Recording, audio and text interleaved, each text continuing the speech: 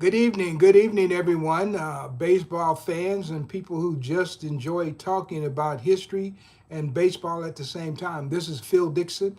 I have a little scratchy throat tonight. Been struggling a little bit here, but I just want to come on tonight and talk a little bit about this day in Black baseball history. So, I'm gonna wait just for a couple of people to join, and I'm gonna jump right in here and give you historic facts related to African American men playing baseball that occurred on December the 3rd through the ages. Of course, this is the December 3rd, 2025 edition.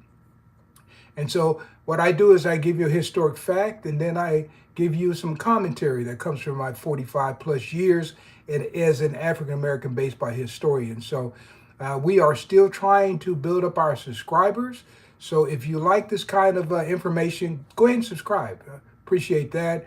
And we'll keep all this information coming fresh and new and all of that.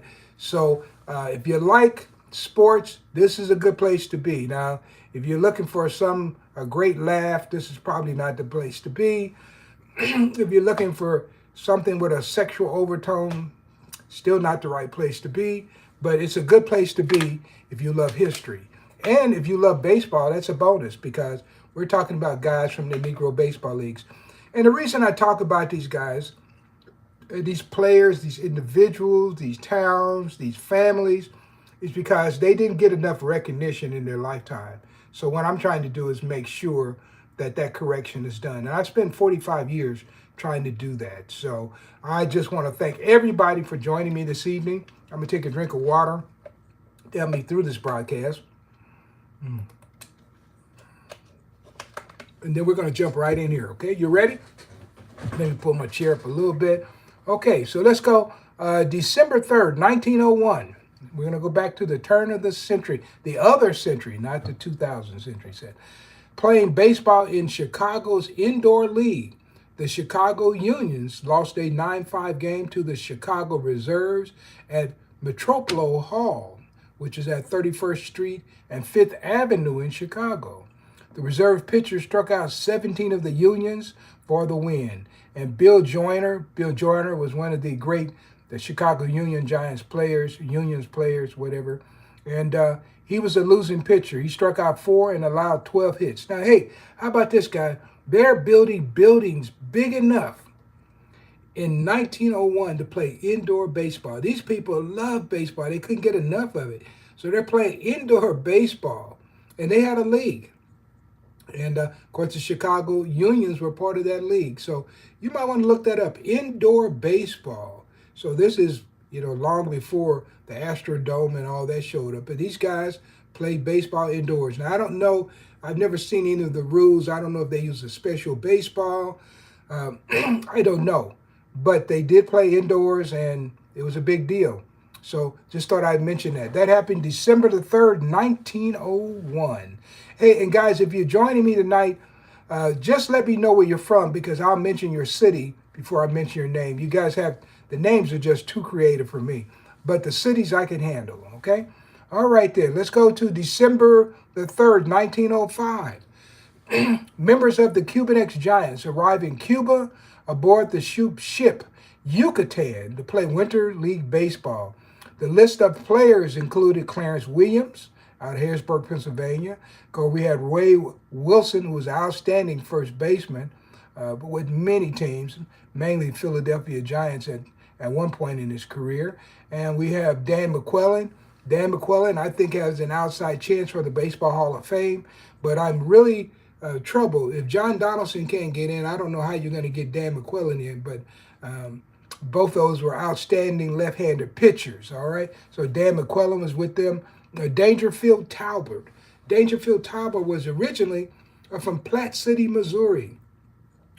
His family was owned by an attorney, a judge in that city. They ended up, after emancipation, moving to Omaha. And that's where he started to pick up his baseball. But originally, he was out of Platte City, Missouri. And I've presented in that area, been able to talk about Dangerfield Talbot. Now, when they had slaves in that area, believe it or not, their big industry at that time was hemp. And they were making rope out of hemp. So somebody knows what hemp is, all right? And then we had Harry Moore out of Chicago. He was with them. Great player. Great. They say he was one of the greatest utility players that ever lived. This guy put up big numbers as a utility player and played for some really strong teams such as the Cuban X-Giants. He played 1905 and 1906 with the Philadelphia Giants. And then he went with Ruth Foster back to Chicago in 1907 with the Leland Giants. This guy had a great career. Passed away from tuberculosis pretty early in the 19-teens. He was still playing baseball at that time, too. And I think there's one more that I mentioned on this trip. Pete Hill. No, actually, I mentioned two more. Pete Hill was on that trip, and then also Harry Buckner. So they're on their way to Cuba aboard the ship Yucatan. All right. Got to get another swig of water. See somebody joining from Texas. Appreciate that. Yeah, keep mentioning your name of the place. Texas is a great place. I haven't presented in Texas in a long time.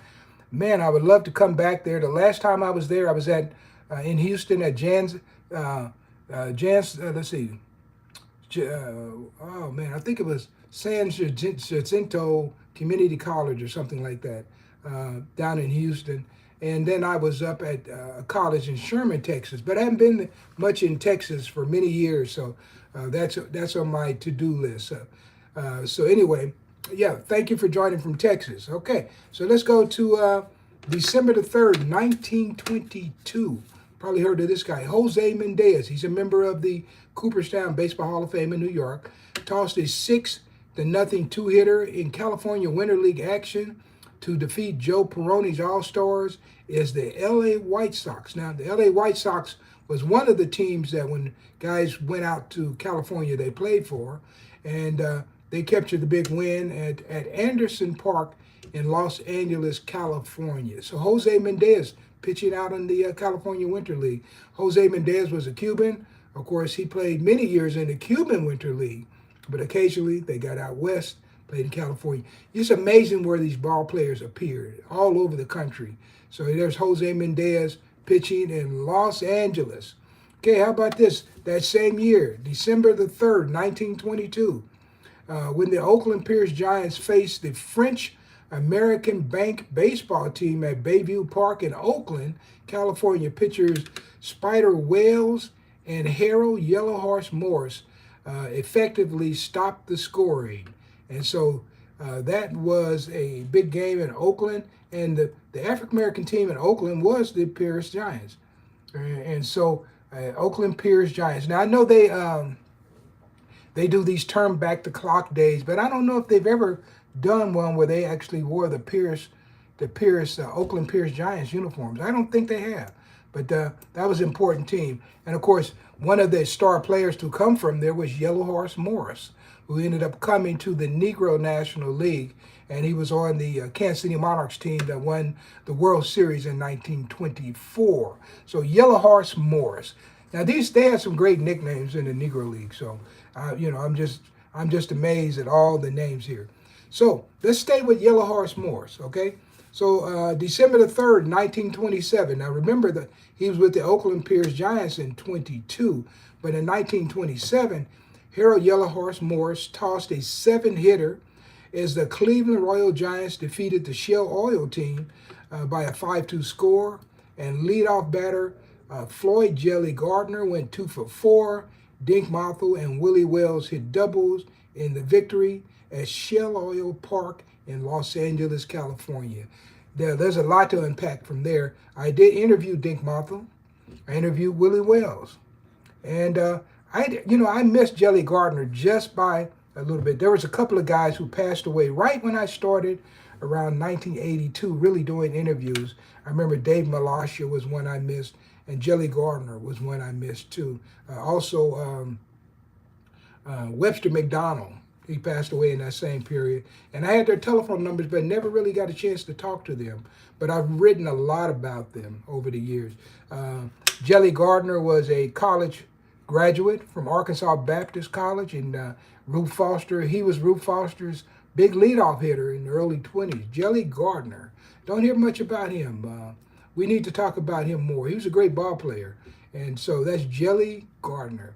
And of course, Dink Mothell, I tell people this story all the time. He's the one who got me started with the Negro Leagues.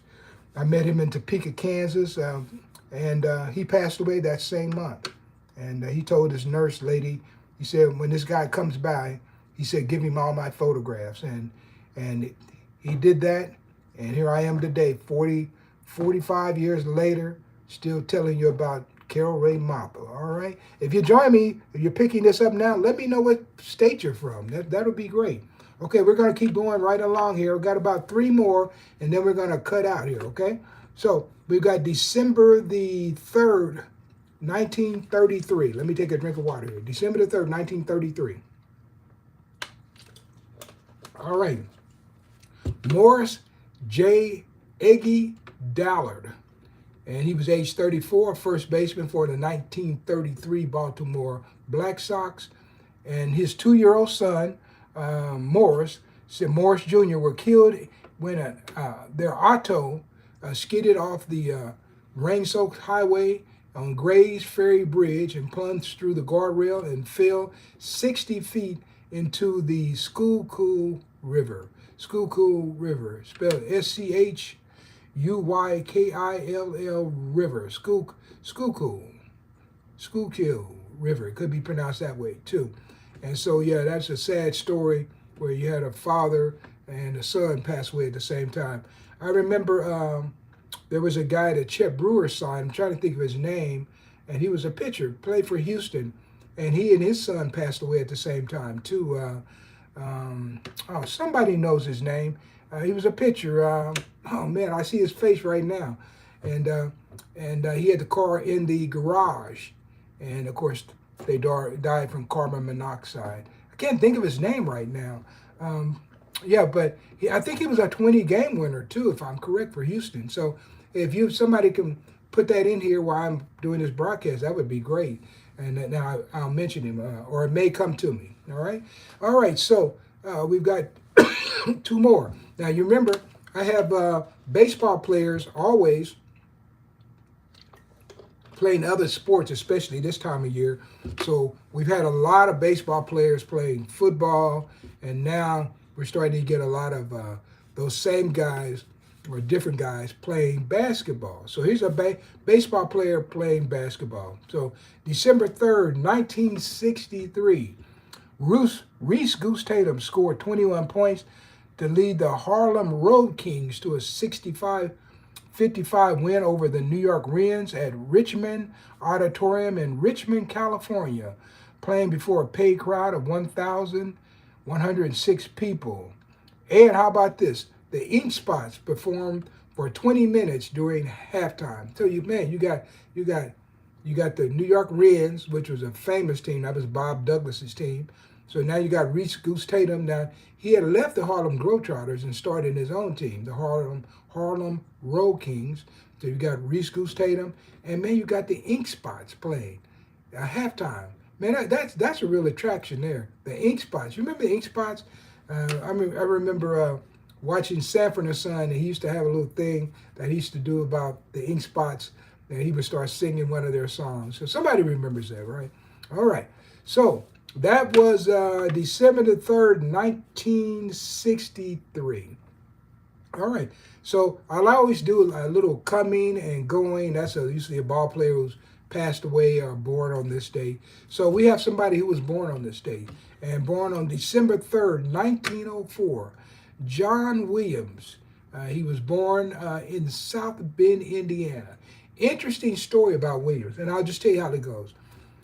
Generally, the people who are doing research on the Negro Leagues, they have problems with the names Brown, Williams, Jones, Smith, and they have problems with those names because those are real common names in the African American community. So if you're doing something on the census, you need to have a little more information. Now, what's interesting is if you go to like Wikipedia or even to the baseball statistics, they have when John Williams was born, but they don't have when he passed away.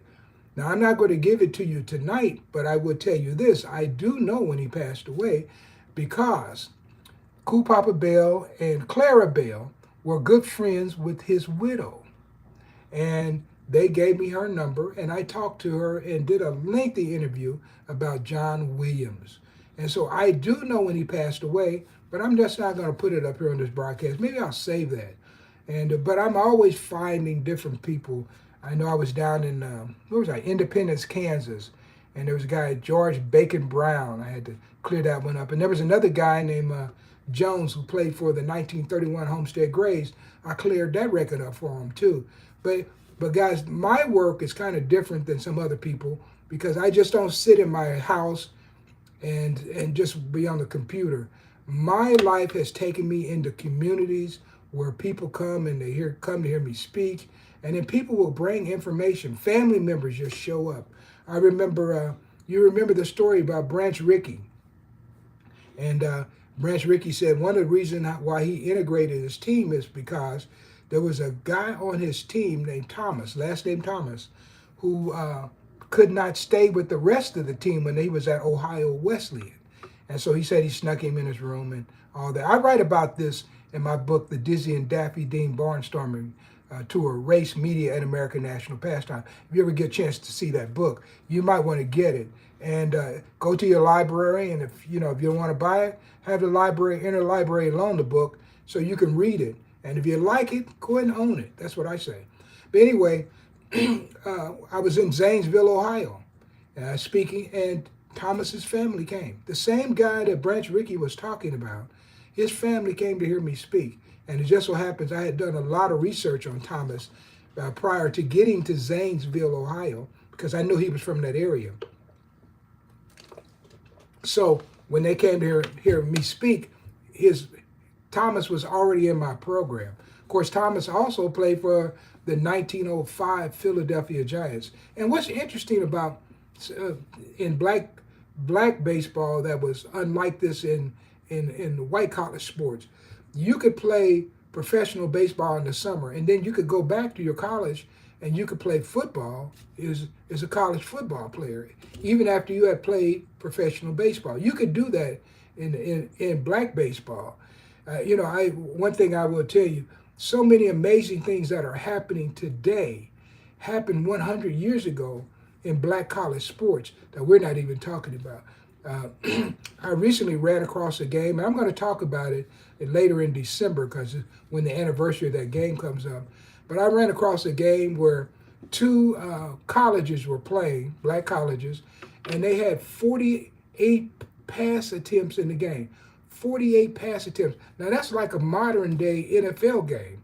48 pass attempts. But at the turn of 1920, this was unheard of to have that many pass attempts. But you would find that kind of thing happening in black college football. So it's always my honor to talk about so many of these great football players and basketball players and college baseball players who would go on and play in the Negro Leagues and then go back and play on the college team for their school. So it's a great history, and I'm proud to talk about it. And because these guys were doing some interesting things with their league, and they were not second-class baseball players. They were just as good as anybody in the American and National League, and in some cases, many cases, they were better. How about that? That's the part that they didn't tell me, but I'm telling you, and that's my story, and I'm going to stick to it until you can prove otherwise. So, guys, that does it for me today. Like I said, my throat was kind of scratchy, but we got through it. That's the most important thing. And so, guys, if you like what I'm doing here, go ahead and subscribe. I appreciate that. If you stayed for a minute, 2 minutes, 5 minutes, if you stayed the entire 20 minutes, hey, thank you very much. Just go ahead and subscribe. We try to build up our subscribers. If you're joining me later, picking up this broadcast, please go ahead and subscribe. And I hope you're enjoying this. And I certainly am, because I go down on a trip down memory lane almost every single night. And I'm thinking about some of these people that are interviewed. And, it's just amazing. In 45 years, the information, if you're working hard, that you build up and you find and you present. So I want to thank everybody for joining. And that does it for me. I'm going to go in here and keep working on this cold before it gets to be a cold. All right. So thank you guys, and I'll see you tomorrow with another edition of This Day in Black Baseball History. And I'm looking here, man, I got some good stuff as always for December 4th. So you want to come back, you will love it. You will love it. Thank you, everyone. Have a nice day, and I love you. I love you all for all the support you've given me. Even if you're new, you're giving me new support. I appreciate that. I appreciate that. That's what's kept me going for 40 some odd years. So thank you, and have a nice day. And I do want to say I do have somebody from Texas. So that's the only one who put in their city from Texas. A couple of people say hello.